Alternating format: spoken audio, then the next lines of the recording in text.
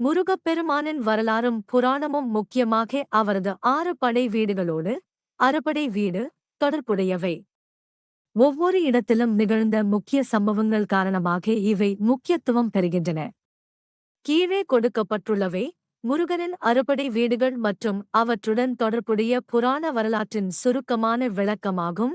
இதன் மூலம் முருகனை அவரது புராணம் வழியாக ஆழமாக புரிந்து கொள்ள முடியும். அறுபடை வீடுகள். திருப்பரங்குன்றம் அசுரரான சூரபத்மனை எதிர்த்து போரிட தன்னைக் குறியாக்கிய இடம். திருச்செந்தூர் சூரபத்மனை தோற்கடித்து அவனை அழித்த இடம். பழனி முருகன் தந்தைக்கு ஏழையும் தாய்க்கு பாலை வேண்டாம் எனக் கூறி தவமிருந்த இடம். சுவாமிமலை முருகன் சிவனுக்கே பிரம்மஞானம் ஓம் உபதேசித்த இடம். திருத்தணி தேவர்கள் மீது எழுந்த கோபத்துக்குப் பிறகு அமைதியடைந்த இடம். பழமுதிர் சோலை முருகன் வள்ளியுடன் சேர்க்கை பெற்ற இடம். இவை ஒவ்வொன்றும் முருகனின் பாவங்களை அழிக்கும், ஞானத்தைத் தரும், அமைதியை நிலைநாட்டும் சக்திகளை எடுத்துரைக்கும் தனித்துவமான இடங்கள்.